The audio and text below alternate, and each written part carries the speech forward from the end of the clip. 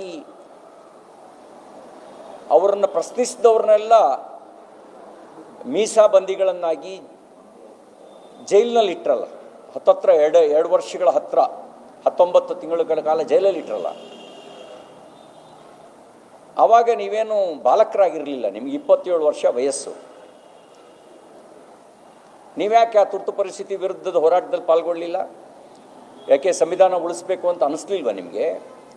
ಮತ್ತು ನೀವೇನು ಅನಕ್ಷರಸ್ಥರು ಆಗಿರಲಿಲ್ಲ, ಪ್ರಾಕ್ಟೀಸಿಂಗ್ ಅಡ್ವೊಕೇಟ್ ಆಗಿದ್ರಿ. ಆದರೆ ಸ್ವತಂತ್ರ ನಂತರ ಸಂವಿಧಾನ ಉಳಿಸ್ಬೇಕು, ಪ್ರಜಾಪ್ರಭುತ್ವವನ್ನು ಉಳಿಸ್ಬೇಕು ಅನ್ನುವಂಥ ಹೋರಾಟದಲ್ಲಿ ದೇಶದ ಉದ್ದಗಲಕ್ಕೆ 1.5 ಲಕ್ಷಕ್ಕೂ ಹೆಚ್ಚು ರಾಷ್ಟ್ರೀಯ ಸ್ವಯಂ ಸೇವಕ ಸಂಘದ ಸ್ವಯಂ ಸೇವಕರು ಪಾಲ್ಗೊಂಡ್ರು, ಜನಸಂಘದ ನಾಯಕರು ಪಾಲ್ಗೊಂಡ್ರು, ಜೈಲಿಗೆ ಹೋದರು. ನೀವೇನು ಮಾಡಿದ್ರಿ? ನಿಮ್ಮ ಅಜ್ಞಾನದ ಪ್ರದರ್ಶನ ಬಿಡಿ. ಒಂದು ದಿನನಾದರೂ ಶ್ರೀಮತಿ ಇಂದಿರಾ ಗಾಂಧಿಯವರ ತುರ್ತು ಪರಿಸ್ಥಿತಿಯ ಬಗ್ಗೆ, ಸಂವಿಧಾನದ ಕಗ್ಗೊಲೆ ಮಾಡಿದ್ರ ಬಗ್ಗೆ ಕಾಂಗ್ರೆಸ್ ಸೇರಿದ ಮೇಲೆ ಮಾತಾಡಿದ್ದೀರಾ? ಯಾಕೆ ಕಾಂಗ್ರೆಸ್ ಸೇರಿದ ಮೇಲೆ ಸತ್ಯ ಹೇಳುವಂಥ ದಮ್ಮಿಲ್ದಂಗೆ ಆಗಿದೆಯಾ? ಧೈರ್ಯ ಇಲ್ದಂಗೆ ಆಗಿದೆಯಾ? ಮತ್ತು ಹಳೆ ಕ್ಯಾಸೆಟ್ನೇ ಹಾಕ್ತೀರಿ. ಒಂದು ತಿಳ್ಕೊಳ್ಳಿ, ಭಾರತಕ್ಕೆ ಸ್ವತಂತ್ರ ಬರೀ ಕಾಂಗ್ರೆಸ್ ತಂದು ಕೊಟ್ಟಿದ್ದಲ್ಲ. ಲಕ್ಷಾಂತರ ಜನ ಜೀವ ಕೊಟ್ಟಿದ್ದಾರೆ. ಕ್ರಾಂತಿಕಾರಿಗಳು ಬ್ರಿಟಿಷರ ಎದೆ ನಡುಗಿಸಿದ್ದಾರೆ. ಆ ಕ್ರಾಂತಿಕಾರಿಗಳು ಯಾರೂ ಕಾಂಗ್ರೆಸ್ಸಿಗರಾಗಿರಲಿಲ್ಲ. ನೀವೇನು ಮಾಡಿದ್ರಿ ಅಂದರೆ, ಸ್ವತಂತ್ರ ಬಂದ ತಕ್ಷಣ ದೇಶನ ವಿಭಜನೆ ಮಾಡಿದ್ರಿ, ಸ್ವತಂತ್ರ ಹೋರಾಟದ ಕ್ರೆಡಿಟನ್ನು ಹೈಜಾಕ್ ಮಾಡ್ಕೊಂಡ್ರಿ. ಆ ಪ್ರಾಮಾಣಿಕವಾಗಿ ಹೋರಾಟ ಮಾಡಿದಂಥ ಕ್ರಾಂತಿಕಾರಿಗಳನ್ನೆಲ್ಲ ಅವ್ರ ಹೆಸರು ಕೂಡ ನೆನಪಾಗದಂತೆ ಮಾಡಿ ಕಾಂಗ್ರೆಸ್ ಪಾರ್ಟಿ ಅನ್ಯಾಯ ಮಾಡ್ತು. ಈ ಕಾಂಗ್ರೆಸ್ ಪಾರ್ಟಿಯನ್ನು ಪ್ರತಿನಿಧಿಸಿದ ಮೇಲೆ ನಿಮಗೆ ಸಂವಿಧಾನದ ಕಗ್ಗೊಲೆ ಮಾಡಿದ್ದು ಕೂಡ ಮರ್ತೋಗ್ಬಿಟ್ಟಿದೆ. ಮತ್ತಿಷ್ಟಕ್ಕೂ ಗೊತ್ತಿರಲಿ, 2015 ನವೆಂಬರ್ 26ರವರೆಗೆ ಸಂವಿಧಾನದ ಗೌರವ ದಿವಸದ ಆಚರಣೆ ಇರಲಿಲ್ಲ. ಅದನ್ನು ನಿಮ್ಮ ಕಾಂಗ್ರೆಸ್ ಪಾರ್ಟಿ ಲಾ ಡೇ ಅಂತ ಕರಿತಾ ಇತ್ತು. ಅದನ್ನು ಸಂವಿಧಾನ ಗೌರವ ದಿವಸ್ ಅಂಥೇಳಿ ಆಚರಿಸಿ ಡಾಕ್ಟರ್ BR ಅಂಬೇಡ್ಕರ್ ಅವರಿಗೆ ಮತ್ತು ಸಂವಿಧಾನಕ್ಕೆ ಇನ್ನಷ್ಟು ಹೆಚ್ಚಿನ ಮಹತ್ವವನ್ನು ಕೊಟ್ಟಿದ್ದು ಕಾಂಗ್ರೆಸ್ ಪಾರ್ಟಿಯ ಯಾವ ನಾಯಕರು ಅಲ್ಲ, ಅದು ನರೇಂದ್ರ ಮೋದಿಯವರು ಕೊಟ್ಟಿದ್ದು, ಭಾರತೀಯ ಜನತಾ ಪಾರ್ಟಿ ಕೊಟ್ಟಿದ್ದು. ಈ ಸತ್ಯ ನಿಮಗೆ ನೆನಪಿರಲಿ. ಇನ್ನು ಈ ಬಾಂಗ್ಲಾದೇಶದಲ್ಲಿ ನಡೀತಿರ್ತಕ್ಕಂಥ ಬೆಳವಣಿಗೆಗಳು ಅತ್ಯಂತ ಕಳವಳಕಾರಿ. ನಿನ್ನೆಯೂ ಮತ್ತಷ್ಟು ಜನ ಸ್ವಾಮೀಜಿಗಳನ್ನು, ಸಾಧು ಸಂತರನ್ನು ಬಂಧಿಸಿದ್ದಾರೆ. ನಿರಂತರವಾಗಿ ಕೊಲೆ, ಅತ್ಯಾಚಾರ, ದೇವಸ್ಥಾನಗಳ ಧ್ವಂಸ,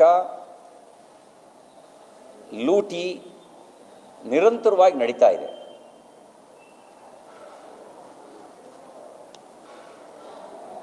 ಮತಾಂಧರು ಅವರ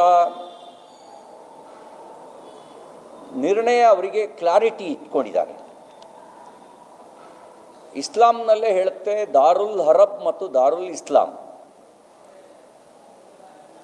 ದಾರುಲ್ ಇಸ್ಲಾಂನಲ್ಲಿ ನಾನ್ ಬಿಲೀವರ್ಸ್ ಅಂದರೆ ಇಸ್ಲಾಮನ್ನು ನಂಬದೇ ಇರೋರ್ನೆಲ್ಲರೂ ಒಂದು ಮತಾಂತರ ಮಾಡಬೇಕು, ಇಲ್ಲ ಕೊಲ್ಲಬೇಕು ಅಂತ ಹೇಳುತ್ತೆ. ಅದಕ್ಕನುಗುಣವಾಗಿಯೇ ಅವರ ಅಜೆಂಡವನ್ನು ಭಾಳ ಸ್ಪಷ್ಟವಾಗಿ ಎಕ್ಸಿಕ್ಯೂಟ್ ಮಾಡಿದ್ದಾರೆ ಮತ್ತು ಮಾಡ್ತಾ ಇದ್ದಾರೆ, ಅನುಷ್ಠಾನಗೊಳಿಸಿದ್ದಾರೆ. ಆಫ್ಘಾನಿಸ್ತಾನದಲ್ಲೂ ಅದನ್ನೇ ಮಾಡಿದ್ದು, ಪಾಕಿಸ್ತಾನದಲ್ಲೂ ಅದನ್ನೇ ಮಾಡಿದ್ದು, ಕಾಶ್ಮೀರದಲ್ಲೂ ಕಾಶ್ಮೀರಿ ಪಂಡಿತರನ್ನು ಇದೇ ಕಾರಣಕ್ಕೆ, ಅಲ್ಲಿಯ ಮೂಲ ನಿವಾಸಿಗಳು ಕಾಶ್ಮೀರಿ ಪಂಡಿತರಾದರೂ ಕೂಡ ಅವ್ರನ್ನ ಕೊಂದಿದ್ದು ಓಡಿಸಿದ್ದು ಇದೇ ಕಾರಣಕ್ಕೆ. ಬಾಂಗ್ಲಾದೇಶದಲ್ಲಿ ಈಗ 90ಕ್ಕೂ ಹೆಚ್ಚು ಮುಸಲ್ಮಾನರಿದ್ದಾರೆ. ಇರೋ 7% 8% ನಾನ್ ಬಿಲೀವರ್ಸ್ನ ಅಂದರೆ ನಾನ್ ಮುಸ್ಲಿಮ್ರನ್ನ ಮುಗಿಸೋದಕ್ಕೋಸ್ಕರ ಸಂಚು ನಡೆಸಿಯೇ ಈ ಒಂದು ಪಿತೂರಿಯನ್ನು ಮಾಡ್ತಾ ಇದ್ದಾರೆ. ಅವರ ಅಜೆಂಡಾಕ್ಕೆ ಅನುಗುಣವಾಗಿ ದಾರುಲ್ ಇಸ್ಲಾಂ ಮತ್ತು ದಾರುಲ್ ಅರಬ್, ದಾರುಲ್ ಇಸ್ಲಾಂ ಮಾಡಬೇಕು ಅದನ್ನು 100% ಅನ್ನೋ ಕಾರಣಕ್ಕೋಸ್ಕರ ಈ ಒಂದು ಕೃತ್ಯವನ್ನು ಮಾಡ್ತಾ ಇದ್ದಾರೆ. ನಮ್ಮ ದುರ್ದೈವ ಸಂಗತಿ ನೋಡಿ, ಭಜನೆ ಮಾಡುವ ಇಸ್ಕಾನ್ ಅನ್ನದಾನ ಮಾಡುವಂಥ ಇಸ್ಕಾನ್ ಅಲ್ಲಿಯ ಮತಾಂಧರ ದೃಷ್ಟಿಯಲ್ಲಿ, ಅಲ್ಲಿಯ ಸರ್ಕಾರದ ದೃಷ್ಟಿಯಲ್ಲಿ ಭಯೋತ್ಪಾದಕ ಸಂಘಟನೆ. ಇಲ್ಲಿ ಕರ್ನಾಟಕ ಸರ್ಕಾರದ ಆಳುವವರ ದೃಷ್ಟಿಯಲ್ಲಿ ಭಯೋತ್ಪಾದಕರು ಬ್ರದರ್ಸ್. ಇಲ್ಲಿ ಕುಕ್ಕರ್ ಬಾಂಬ್ ಬ್ಲಾಸ್ಟ್ ಮಾಡಿದವನು ಬ್ರದರ್ ಆಗ್ತಾನೆ, DJ ಹಳ್ಳಿ KG ಹಳ್ಳಿಗೆ ಬೆಂಕಿ ಹಾಕ್ದವನು ಇಲ್ಲಿ ಆಳುವ ಸರ್ಕಾರದ ಪಕ್ಷಕ್ಕೆ ಬ್ರದರ್ಸ್ ಆಗ್ತಾನೆ.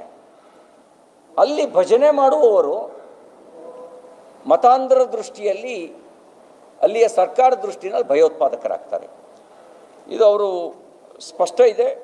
ನಾನು ಈಗಾಗಲೇ ಒತ್ತಾಯ ಮಾಡಿದ್ದೇವೆ, ಈಗಲ್ಲದಿದ್ದರೆ ಇನ್ಯಾವತ್ತೂ ಇಲ್ಲ. ಉಳಿವಿಗೆ ಯೋಚನೆ ಮಾಡದೇ ಇದ್ದರೆ, ಈಗಲ್ಲದೆ ಇದ್ದರೆ, ಈಗ ಆಗ್ತಿರುವ ಬೆಳವಣಿಗೆಗಳು ಕಳವಳಕಾರಿ. ಬಾಂಗ್ಲಾದಲ್ಲಿ ನಡೀತಿರೋ ಬೆಳವಣಿಗೆ ಇರ್ಬೋದು, ದೇಶದ ಒಳಗೆ ನಡೀತಿರುವಂಥ ಬೆಳವಣಿಗೆಗಳಿರ್ಬೋದು, ಭಾಳ ಕಳವಳಕಾರಿ. ಈ ಮತಾಂಧತೆಯನ್ನು ಮಟ್ಟ ಹಾಕದೇ ಇದ್ದರೆ ಮತ್ತು ವಾಸ್ತವಿಕ ನೆಲೆಯಲ್ಲಿ ಇಸ್ಲಾಂನ ಅರ್ಥ ಮಾಡ್ಕೊಳ್ಳದೇ ಇದ್ದರೆ ಅದನ್ನು ಎದುರಿಸ್ಲಿಕ್ಕೆ ಸಾಧ್ಯ ಇಲ್ಲ. ಈ ಹಿನ್ನೆಲೆಯಲ್ಲೇ ಅಂಬೇಡ್ಕರ್ ಅವರ ಥಾಟ್ಸ್ ಆಫ್ ಪಾಕಿಸ್ತಾನನ್ನು ಓದಬೇಕು ಅಂತ ನಾನು ಆಗ್ರಹಿಸ್ತೇನೆ, ಎಲ್ರಿಗೂ ವಿನಂತಿ ಮಾಡ್ತೇನೆ. ಯಾಕೆಂದರೆ ಓದಿದರೆ ಅವರು ಅವತ್ತೇ 30ರ ದಶಕದಲ್ಲೇ 1930ರ ಸುಮಾರಿಗೇ ಈ ಭಾಳ ಸ್ಪಷ್ಟವಾಗಿ ಅವರು ಇಸ್ಲಾಂ ಮತ್ತು ಇಸ್ಲಾಂನ ಚಿಂತನೆಗಳ ಬಗ್ಗೆ ಭಾಳ ಸ್ಪಷ್ಟವಾಗಿ ಅವರು ಥಾಟ್ಸ್ ಆಫ್ ಪಾಕಿಸ್ತಾನದಲ್ಲಿ ಬರೆದಿದ್ದಾರೆ. ಅದನ್ನು ಓದಿದಾಗ ಮಾತ್ರ ಅದನ್ನು ಎದುರಿಸೋದಕ್ಕೆ ಸಾಧ್ಯ ಆಗುತ್ತೆ. ಅದಕ್ಕೆ ಈ ಸಂದರ್ಭದಲ್ಲಿ ಅದನ್ನು ಓದಬೇಕು ಅಂತ ವಿನಂತಿ ಮಾಡ್ತೇನೆ.